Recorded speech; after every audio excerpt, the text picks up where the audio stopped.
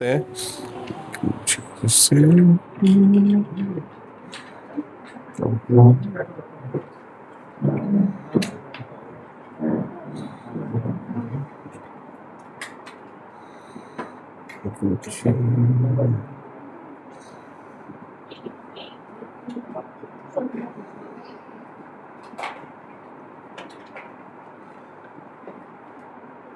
Praise the Lord.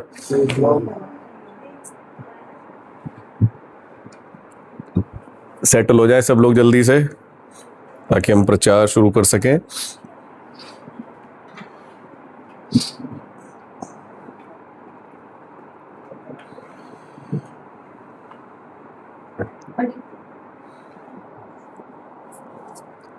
बच्चों को अकेला छोड़ना खतरे से खाली नहीं है, पहले बता रहा हूं मैं।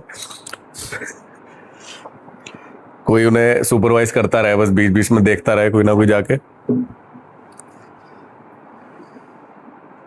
परमेश्वर का धन्यवाद देते हैं कि हम लोग इतने दिन सबके घरों में जाके मीटिंग्स कर पाए, और अभी 1-2 दिन में पाम संडे आ जाएगा, उसके बाद फिर हम लोग ईस्टर की तरफ चलेंगे। जो कलाम आप लोगों के बीच में रख रहे हैं हर मीटिंग में, मैंने देखा है, मैंने खुद इस बात को नोटिस किया। अभी मैं आज सुबह बैठ के पढ़ रहा था, अपने पुराने मैसेजेस वगैरह देख रहा था कि परमेश्वर ना कुछ पर्टिकुलर बात करना चाह रहा है मैसेजेस के द्वारा। और जितने लोगों ने जितनी ज़्यादा मीटिंग्स अटेंड करी होंगी, आपको समझ में आया होगा कि कुछ एक बात पर्टिकुलर है जो हर मीटिंग में, हर इबादत में, हर संडे की मीटिंग में परमेश्वर कुछ बात करना चाह रहा है पर्टिकुलर। और वो ये है कि हमारा फोकस ना कमियों और घटियों पे से हटके परमेश्वर की तरफ जाए। और बहुत सारी चीज़ें हैं जिनका आप जिक्र कर सकते हैं, पर आज ना आपके बीच में एक किस्सा है वचन में से, और उस पर आपका ध्यान ले जाना चाहता हूँ। कुछ ही दिन पहले की बात है, ये पाम संडे जो हम मना रहे हैं उससे जस्ट 1-2 दिन पहले ये किस्सा हुआ है यीशु मसीह के साथ। निकाल के पढ़े इसे यूहन्ना उसके 12वें अध्याय में।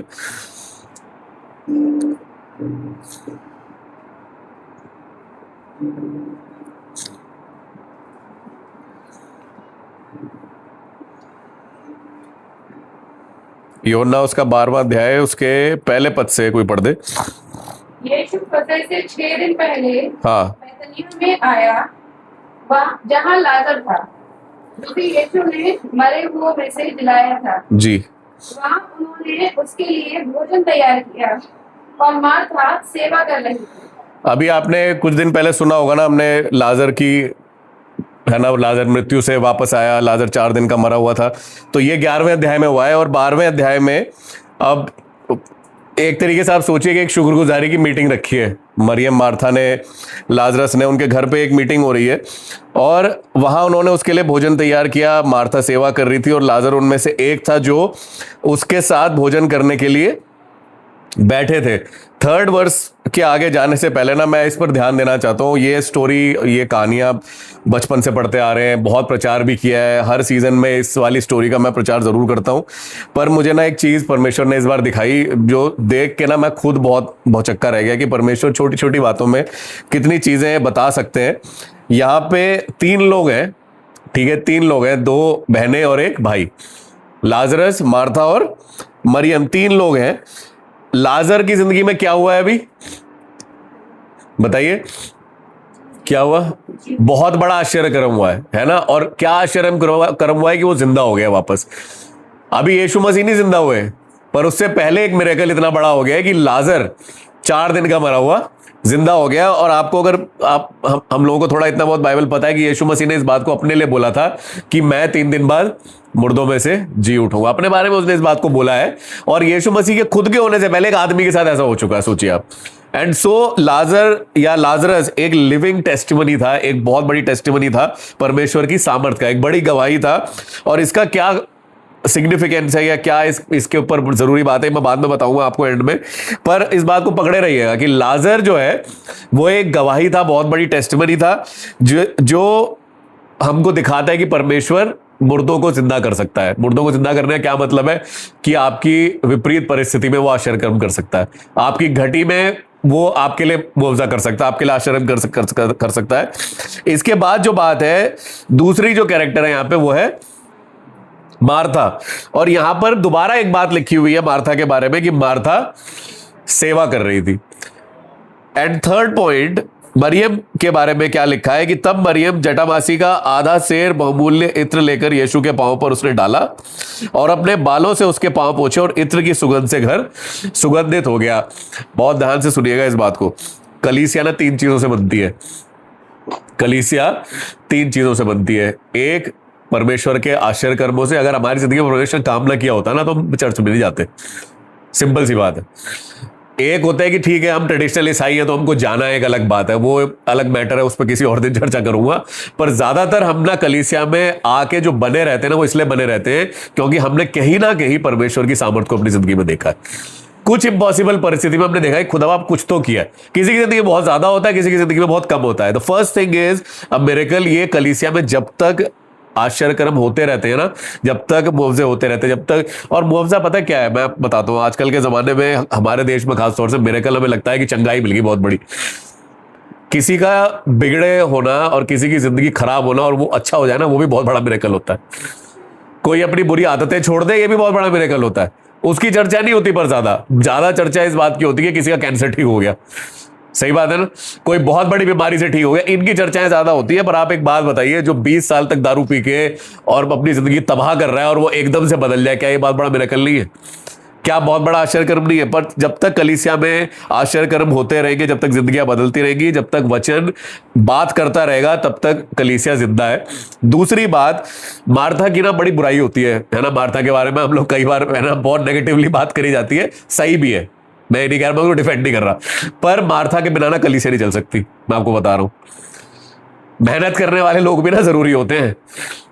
अगर मेरे जैसे सारे प्रचारक ही बन गए तो कुछ नहीं काम होने वाला। फिर कलीसिया में हम लोग जाते हैं, सैटरडे को लगाते हैं, बहुत से लोग आते हैं, झाड़ू लगाने वाले भी चाहिए, कुर्सी लगाने वाले भी चाहिए, कुर्सी पोंछने वाले भी चाहिए, खाना बनता है, खाना बनाने वाले लोग भी चाहिए। कलीसिया मार्था लोगों से बनती है। मार्था उतनी जरूरी, ठीक है मार्था शक्ति है, मान रहा हूं, मार्था शिकायती है, ये भी मान रहा हूं। बहुत चिंता हो जाती है, खाना कम तो नहीं पड़ जाएगा, ये तो नहीं हो जाएगा, वो तो नहीं हो जाएगा, ये है ठीक है मान लिया। पर मार्थाओं की भी जरूरत उतनी ही है। हालेलुया। कोई मेरे को ना जब रिजेक्शन होता है ना कलीसिया में कि ये इसकी जरूरत नहीं है और केवल इसी से चर्च चलेगा, ऐसा नहीं है। कलीसिया में सब लोगों की जरूरत होती है। Everybody is equally loved in the eyes of the Lord. परमेश्वर की आंखों में सबकी उतनी ही अहमियत है। मैं अभी कुछ दिन पहले किसी को बता रहा था, क्योंकि हमारे साथ ये बड़ी मुसीबत रहती है, हम पादरी है तो हम तो नजर में रहते हैं सबके, है ना। हम किसी से बात भी कर लें, एक से बात करके 4 बुरा मान जाएगा। ये वाली सिचुएशन सालों से झेल रहा हूं मैं। पर मेरे को एक बात समझ में आई है और मैं ये बात बताता रहता हूं अक्सर। एक बाप के अगर 2 बच्चे हैं ना, जैसे मेरे 2 बच्चे हैं और चोट लगी है छोटे वाले को, तो मैं छोटे वाले को ही देखूंगा पहले जाके। जो दूसरा बड़ा वाला मस्त घूम रहा है, मैं उससे जाकर कहूंगा तेरी पट्टी कर दूं। मुझे कहोगे भाई साहब का दिमाग सरक गया है, वो ठीक ठाक घूम रहा है, उसकी पट्टी कर रहे, दूसरे खून निकल रहा है, उसकी तरफ देख भी रहे। कई बार ना कलीसिया में लोगों को पता नहीं होता कि अगर खादिम या और लोग अगर किसी के साथ ज्यादा बैठ रहे हैं, किसी की जिंदगी में ज्यादा अंदर जा रहे हैं, बाद में पता चलता है 6 महीने बाद, जब मिरेकल दिखता है ना, बाद में 6 महीने बाद जब उसी घर से गवाही निकल के आती है ना, तब पता चलता अच्छा वो इसलिए इतनी बात कर रहे थे वहां पर। मार्था लोगों से, लाजरस लोगों से कलीसिया बनती है। और जो मरियम है, इसके बिना तो काम ही नहीं हो सकता, इसके बिना काम नहीं हो सकता। आराधना के बिना, मैं सच बताऊं, हालांकि मैं प्रचारक हूं, पर मैं क्योंकि जिंदगी भर वर्शिप लीडर रहा हूं, मुझे एक बात मालूम है, प्रचार 10 मिनट हो 15 मिनट हो काम चल जाएगा, पर अगर आराधना स्पिरिट फिल्ड ना हो ना, कलीसिया मर जाएगी एक दिन। क्यों इतनी सारी कलीसियां बंद हो चुकी है? क्यों इतनी मेन लाइन कलीसियाओं में बिल्कुल आपको पता है ना डेड वर्क मीटिंग्स होती है, आप जाते हो बैठते हो आ जाते हो फॉर्मेलिटी करके। जो बात सच है वो है, ऐसे ही चल रहा है, क्योंकि इन कलीसियाओं ने ना इस बात की अहमियत नहीं समझी कि आराधना के बिना भाई चलेगा नहीं काम, ट्रू वर्शिप के बिना काम नहीं चलेगा। क्या लिखा है? मरियम ने जटामासी का आधा सेर बहुमूल्य इत्र लेकर यीशु के पांव पर डाला। इसकी कॉस्ट अभी बताऊंगा मैं आपको आगे। लिखा अपने बालों से उसके पांव पोंछे और इत्र की सुगंध से घर, मतलब आराधना ही है जो पूरी कलीसिया को खुशबूदार करती है। हालेलुया। वर्शिप ही है। मैं इसलिए इतना पॉजेसिव हूं आराधना को लेकर, इसलिए मेरी वर्शिप टीम सबसे ज्यादा मेरे से डांट खाती है, क्योंकि मुझे इससे ज्यादा जरूरत किसी चीज की नहीं लगती है। एक संडे प्रचार ना हो, काम चल जाएगा, पर आराधना बढ़िया ना हो ना, आराधना अच्छी ना हो, आराधना में पवित्र आत्मा ना बहे, आराधना में लोग रोए ना, आराधना में लोगों के दिल ना छुए जाए, तो काम पूरा नहीं है। और वो तब होता है जब मरियम अपना मैं साइड में रख के आती है और मरियम कहती है लोग मेरे बारे में कुछ भी कहते रहे, मैं तो यीशु मसीह की वैसी आराधना करूंगी जिसके वो योग्य है। कैसी आराधना करी है उसने? चोर बात कर रहा है चौथे अध्याय में, चौथे पद में। चेलों में से यहूदा स्क्रूती ने, एक जो उसको पकड़वाने वाला था, उसने कहा ये इत्र 300 दिनार में बेचकर कंगालों को क्यों नहीं दिया गया? 300 दिनार ना उस जमाने में पूरी एक साल की सैलरी होती थी। समझ रहे वैल्यू? हम में से किसी की साल की सैलरी लाख रुपए हो सकती है, किसी की सैलरी 10 लाख रुपए हो सकती है, किसी की सैलरी 20 लाख रुपए हो सकती है, किसी की 50 लाख हो सकती है, पर जिसकी जितनी सैलरी आप वैल्यू समझिए, उसने अपनी एक साल की पूरी वैल्यू आके यीशु मसीह के पैर को देखा। इससे ज्यादा वैल्यू है ही नहीं किसी की। इससे ज्यादा जब हम टूटी हुई अपना सबसे ज्यादा वैल्यूबल परमेश्वर के पैरों में रख देते हैं ना, और मैं आराधना की बात कर रहा हूं, कोई इसको इंटरप्रिटेशन कहीं और ना ले जाए कि मैं पैसों की बात कर रहा हूं, पैसों की बिल्कुल बात नहीं कर रहा। आराधना आपको सब कुछ कॉस्ट कर जाएगी। जब आप इधर उधर ध्यान की कौन क्या सोच रहा है, यार डजंट मैटर, मुझे घुटनों पे जाना है, मुझे अपना सर जमीन पे रख के आराधना करनी है, मुझे उल्टा मुंह के बल लेट जाना है, आई रियली डोंट केयर। मैं ऐसी आराधना, और वही आराधना ना, उसी आराधना की खुशबू से कलीसिया भरती है। उसी आराधना की खुशबू से, वो क्या लिखा है कि सुगंध से पूरा घर सुगंधित हो गया। True devotion is sacrificial and worship which does not cost you. आराधना जिसमें कोई कॉस्ट ना हो ना, जिसमें आपने दाम ना चुकाया हो, उसकी ज्यादा वैल्यू नहीं होती है। उसने उसके क्या लिखा है, सर पर नहीं, पांव पर उसने डाला इत्र, और अपने बालों से उसके पांव पोंछे, आंसुओं से नहीं है, मैं वही बताने वाला था। वो आज मैं एक कंफ्यूजन और क्लियर करता हूं आपका। ये किस्सा ना 2 बार हुआ है बाइबल में। ये किस्सा 2 बार हुआ है और 2 अलग अलग लेडीज के साथ हुआ, एक का नाम नहीं लिखा हुआ। मैं बहुत सालों तक सोच रहा था कि वो भी मरियम है, पर जानते हैं, मैं आपको आज क्लैरिटी देता हूं इस चीज की, हो सकता है बहुत से लोगों को पता ना हो। ये लूका उसका 7वां अध्याय निकालें। स्टोरी पता है ना सबको, शमौन के घर में आराधना हो रही थी और एक औरत आई और उसने सेम यही बात करी है। ये मेरे प्रचार का हिस्सा नहीं है, पर मेरा आपको पता ही है, कई बार मैं बीच बीच में ऐसी बातें बताता हूं जो थोड़ा सा क्लियर करने वाली हो, क्योंकि सालों से हमने कुछ कुछ समझा हुआ है। लूका 7वां अध्याय उसके 36वें पद में सुनिए क्या लिखा है। फिर किसी फरीसी ने उससे विनती की कि वो उसके साथ भोजन करे, अतः वो उस फरीसी के घर में जाकर भोजन करने बैठा। उस नगर की एक पापनी स्त्री ये जानकर कि वो फरीसी के घर में भोजन करने बैठा है, संगमरमर के पात्र में इत्र लाई और उसके पांव के पास पीछे खड़ी होकर रोते हुए उसके पांव को आंसुओं से भिगोने और अपने सिर के बालों से पोंछने लगी और उसके पांव बार बार चूम कर उन पर। अलग स्टोरी है। हम सालों तक सोच रहे हैं कि ये दोनों चीजें बराबर है, अलग है बिल्कुल। यूहन्ना में जो चीज लिखी हुई है वो आपको मरकुस और मती में मिल जाएगी, और ये जो मरियम ने अभिषेक किया है ना, ये जस्ट यीशु मसीह से पहले किया, यीशु मसीह की डेथ से पहले किया। अनॉइंटिंग लिखा गया है बाइबल में, इंग्लिश के बाइबल में लिखा गया है anointing before the death of. Anointing का मतलब अभिषेक किया गया कि भाई अब तेरे मरने का टाइम पास है। दोनों अलग स्टोरीज हैं, और हम लोग सालों तक सोचते रहे कि अच्छा इंटरप्रिटेशन होगा, अलग होगा। कहानी फर्क है, वो किसी और के घर में हो रही थी, किसी और घर में हो रही थी। टाइमलाइन ही फर्क है, इसका टाइमलाइन अलग है, उसका टाइमलाइन अलग है। मरियम ने कुछ और किया है और ये पापनी औरत थी जिसका नाम ही नहीं लिखा हुआ। और यहां पे शमौन बहस कर रहा है मनी मन में यीशु मसीह के साथ, वहां पर यहूदा स्क्रूती है। Completely different stories. वापस चल रहा हूं उसी जगह पे, यूहन्ना उसके कहां पे थे अभी, यूहन्ना के 12वें अध्याय में।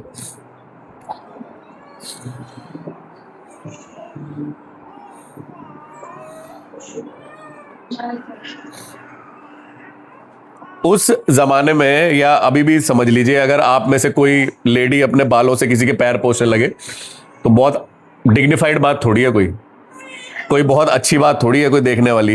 पर वही मैं आपको बता रहा था कि आराधना ना आपको कॉस्ट करेगी, आपको थोड़ी सी अपनी इज्जत, अपनी सारी चीजें ना साइड में रख के आराधना करनी पड़ेगी, तभी हम इसका जिक्र कर रहे हैं आज। अपनी महिमा सरेंडर कर देना। प्रकाशित वाक्य की प्रकाशित वाक्य की किताब में लिखा हुआ है कि उसने दर्शन देखा। प्रकाशित वाक्य पूरा दर्शन है, यूहन्ना का दर्शन है। उसने दर्शन देखा कि एक सिंहासन है और सिंहासन के चारों ओर बहुत बड़े बड़े लोग हैं और उन्होंने अपने ताज सर के उठा के उसके पैरों में डाल रखे। क्या दिखा रहा है? ताज क्या दिखा रहा है? हमारी सारी क्वालिटीज कह लीजिए, हमारा रुतबा कह लीजिए, हमारे पोजीशन कह लीजिए, हमारी स्टैंडिंग कह लीजिए सोसाइटी में, वो सारी चीजें। और मरियम ने ना वही करके दिखाया।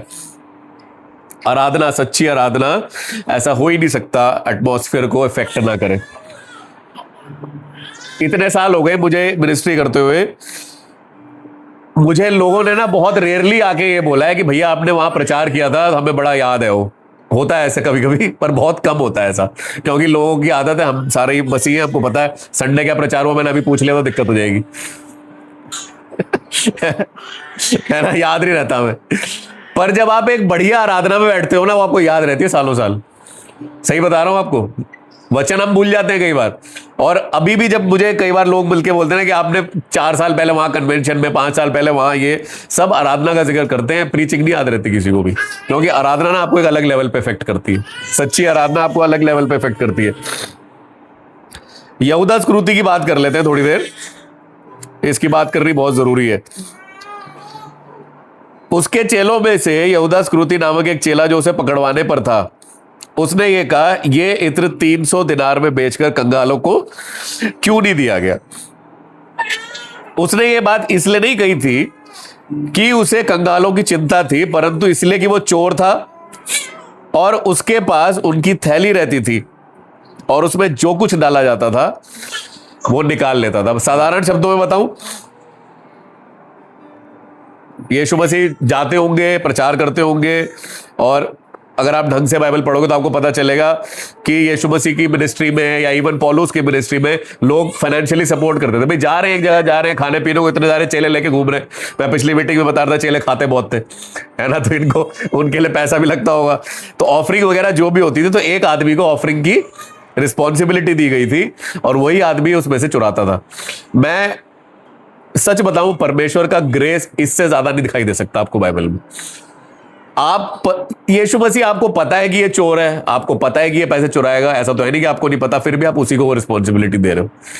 मैंने ना मिनिस्ट्री में एक चीज सीखी है, मैं बार बार बताता भी रहता हूं लोगों को। यीशु मसीह ना कई बार हमारे साथ कोशिश करते हैं और हमें भी यही करना चाहिए लोगों के साथ। कई बार ना वो जिम्मेदारी दी जाती है जिसमें हम शायद, कैपेबिलिटी तो हमारी बहुत अच्छी है, इसलिए यीशु मसीह हमें उस चीज की जिम्मेदारी देता है, पर या तो हम यहूदा स्क्रूति की तरह उस जिम्मेदारी का नाजायज फायदा उठाएं, या फिर परमेश्वर की महिमा के लिए वाली सेवा करते रहें। यीशु मसीह किसी को भी, ईमानदार आदमी को भी बना सकता था, वो है ना, ऑफरिंग रखने के लिए, पर उसने चोर को ही बनाया। कई बार ना मैंने स्कूल में भी देखा है, उसके ऑफिशियल उसमें भी देखा है, कई बार जब जिम्मेदारी मिलती है ना तो लोग थोड़े से सीरियस हो जाते हैं। जिम्मेदारी मिलने के बाद, रिस्पॉन्सिबिलिटी मिलने के बाद लोग थोड़े सीरियस हो जाते हैं। यीशु मसीह ने भी यही सोच के दिया होगा इसे, पर वो हुआ नहीं, वो चोर ही रहा अंत तक। He was a thief. और इसका माइंडसेट ये दिखाता है। दूसरी बात, आपने मेरे मुंह से ये कई बार सुनी होगी बात, कि दुनियावी आदमी और आत्मिक आदमी का ना हमेशा झगड़ा ही रहेगा। मरियम ने जो किया है वो स्पिरिचुअल है, वो एक आत्मिक बात है, वो आराधना है। जो सच्चे मन से आराधना करते हैं ना, दुनियावी आदमी को समझ नहीं आएगी। दुनियावी आदमी, आप फेथ से जियोगे, वो आके कैलकुलेशन बताने लगेगा। मैं पिछली मीटिंग में बता रहा था कि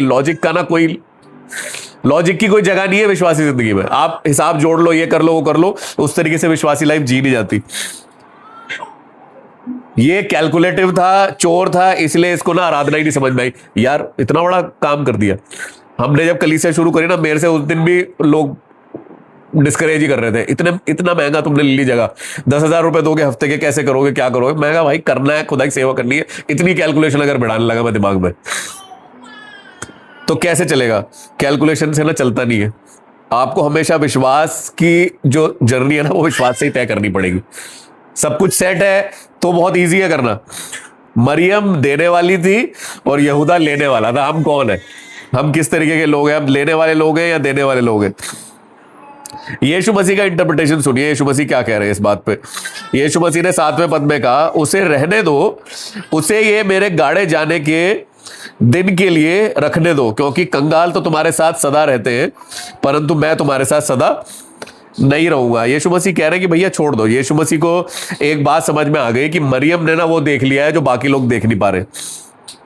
मरियम ने फ्यूचर देख लिया है। मरियम के ऊपर एक प्रॉफिटिक स्पिरिट आई है, वो उसकी अनॉइंटिंग करने आई है, उसका अभिषेक करने आई है, क्योंकि कुछ ही दिन बाद वो मार दिया जाएगा। कुछ ही दिन बाद यीशु मसीह को क्रूस पर चढ़ा दिया जाएगा।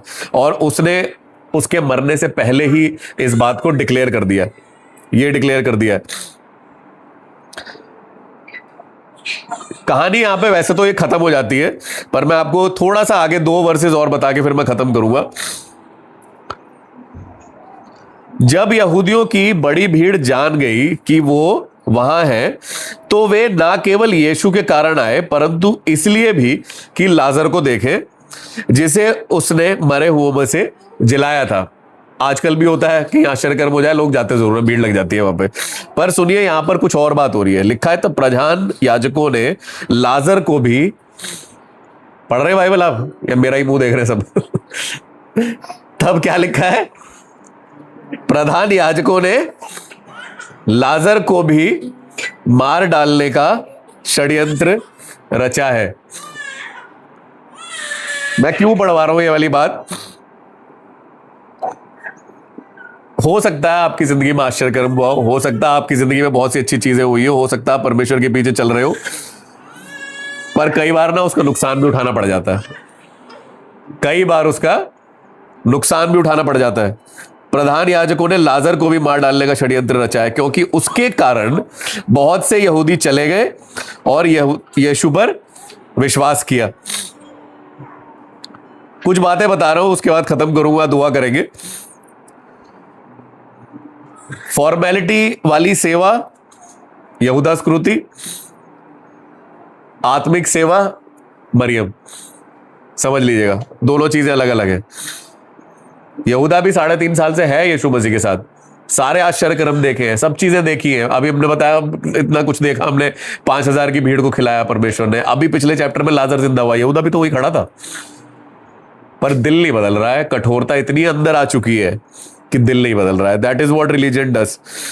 यही करता है जब हम लोग कई बार ना परमेश्वर की पवित्र आत्मा की बात नहीं समझ पाते, मन कठोर का कठोर ही रह जाता है। चाहे यीशु मसीह कितना भी कर ले हमारे लिए, साथ चलते रहे, और वर्शिप का, आराधना का ना सेंस नहीं बनता।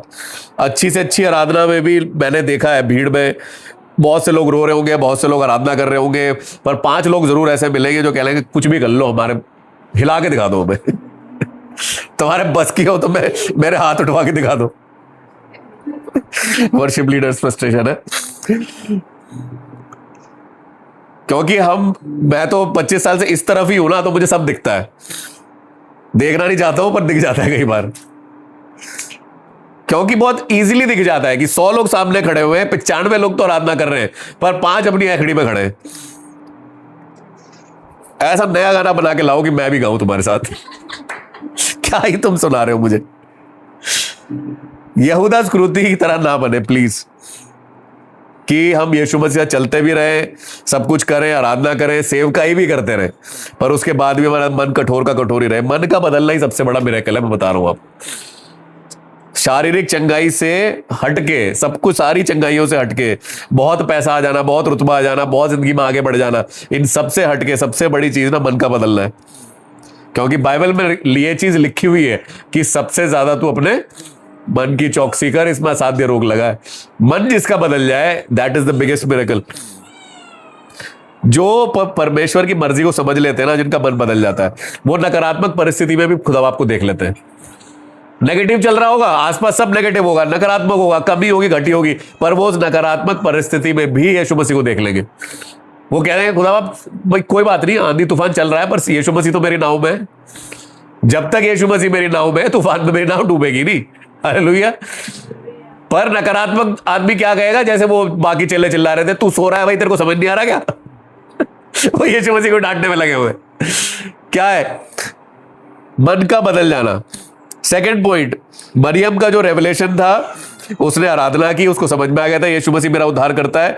यहूदा इस्करियोती साथ साथ चलने के बाद भी उसको रेवलेशन नहीं मिल पाया, उसको परमेश्वर का ये नहीं पता चल पाया कि परमेश्वर का पुत्र है, और इसलिए वो नकारात्मक बातें कर रहा था। सेवकाई की जिंदगी पता क्यों जीनी होती है? आपका कैसे बोलूं मैं इसे, आपका डिवोशन देख के ना, या आप परमेश्वर के पीछे हर परिस्थिति में जो बने रहते हैं ना, आपको पता नहीं है कि आप कितने लोगों को अफेक्ट कर जाते हो। कोई बात हमें नहीं लगता कि हमारा बहुत कुछ करना है, कुछ फायदा हो भी रहा है, नहीं हो रहा, आपको पता चलेगा। और कहीं पता ना चले, आसमान का खुदा देखता है, आपकी हर एक सेवा को परमेश्वर देखता है। लास्ट बात मैंने यहां लिखी हुई है, यीशु मसीह के पीछे चलने की ना कॉस्ट होती है। मरियम ने कॉस्ट भरी है जो हमने पढ़ लिया, और लाजरस ने कॉस्ट क्या भरी है कि अब इसको मारने की धमकी आ रही है। सोचिए, यीशु मसीह ने उसको जिंदा किया है, पर इसको मारने की धमकी आ रही है। क्या क्या लिखा है? लाजर को भी मार डालने का षड्यंत्र रचा गया है। सोचिए आप, कॉस्ट तो देखो पे करनी पड़ेगी परमेश्वर के पीछे चलने की, आराधना करने की कॉस्ट पे करनी पड़ेगी। आशीष तो आएगी आएगी, आशीष भी आएगी, पर साथ ही साथ ऑपोजिशन भी आएगा। दोनों चीजें आएंगी। अगर हम कॉम्प्रोमाइज वाली जिंदगी में जी गए ना, तो कोई दिक्कत नहीं है, फिर ऑपोजिशन भी नहीं आएगा। कर लो कॉम्प्रोमाइज, आप दोनों तरफ हाथ मिला लो, आधी जिंदगी इधर आधी जिंदगी उधर, उस वाली लाइफ में कभी इशू नहीं होगा। पर अगर हम सच में यीशु मसीह पे चल रहे हैं ना, तो ऑपोजिशन आता है, आएगा ऑपोजिशन, 100% आएगा। खिलाफत होगी, लोग कुछ ना कुछ बात करेंगे, पर हमें यीशु मसीह की ओर देखते रहना है, जिसके हाथों से हमें आशीष मिलती है। हमें ध्यान ये रखना है कि हमने क्या कुछ पकड़ के रखा हुआ है जो हम यीशु मसीह को दे नहीं रहे। आराम से आराधना हो पाए तभी हम आराधना करेंगे, या कष्ट उठाकर भी हम आराधना करेंगे, परेशानी में भी आराधना करेंगे, इश्यूज में भी आराधना करेंगे। समय नहीं है, बहुत सारी बातें हैं इस स्टोरी में, बहुत सारी चीजें जिसका मैं और जिक्र कर सकता हूं, पर आज आपको मैं यही बस बता के खत्म कर रहा हूं। दुआ करेंगे कि थोड़ा सा जांचें अपनी जिंदगी को, कि कष्ट उठा के, परेशानी उठा के, क्या हम मरियम की तरह आराधना कर सकते हैं? क्या हम मार्था की तरह मेहनत कर सकते हैं? और जब लाजर पर उसकी जान पर बनाई थी, तो क्या उसके बावजूद मैं यीशु के साथ खड़ा रहूंगा?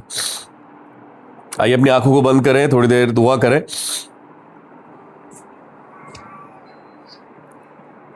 Thank you Jesus, thank you Lord, तेरा धन्यवाद यीशु मसीह, थैंक यू जीसस।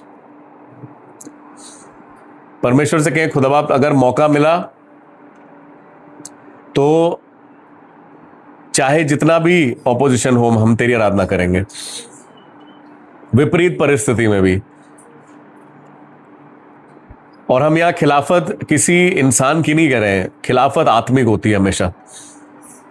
वचन में लिखा है इफिसियों की पत्री उसके 6 अध्याय में कि हमारा युद्ध जो है वो आत्मिक ताकतों से है, लहू और मांस से नहीं है, मतलब इंसानों से नहीं है, लोगों से नहीं है। हम सोच लेते हैं कई बार कि लोग हमारे खिलाफ खड़े हैं, पर नहीं, लोग नहीं है, ये अंधकार की सामर्थ्य है जो हमको आराधना करने से रोकती है। कई बार लोग इस्तेमाल हो जाते हैं, कई बार लोगों के द्वारा ये कष्ट आते हैं, परेशानी आती है, ऑपोजिशन आता है, पर हमारा वो युद्ध है ही नहीं। हमको उस युद्ध में पड़ना ही नहीं है, हमको उस लड़ाई में पड़ना ही नहीं है। हमको विपरीत परिस्थिति में यह समझना है, यह सोचना है कि ये जो युद्ध है ना, ये आत्मिक सामर्थ्य से है। This is a spiritual warfare and I will fight it by the power of the Holi spirit. मैं इसको लड़ूंगा पवित्र आत्मा की सामर्थ्य के द्वारा।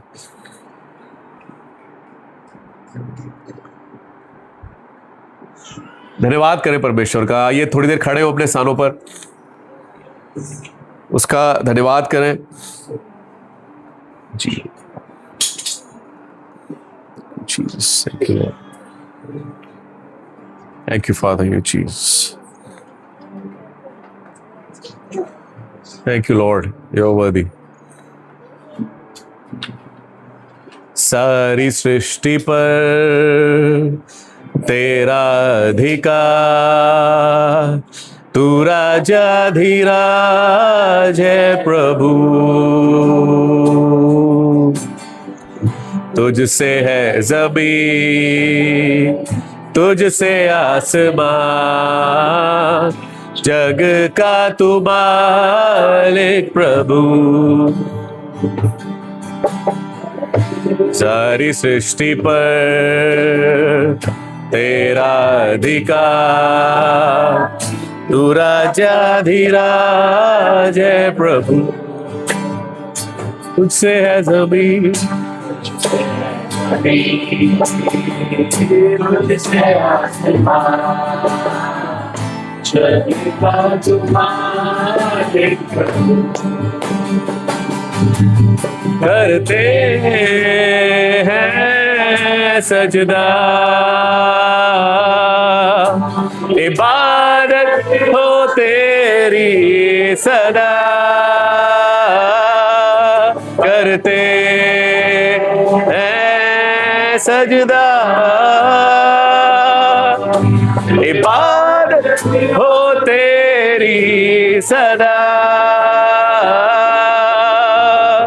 हजारों जुबाने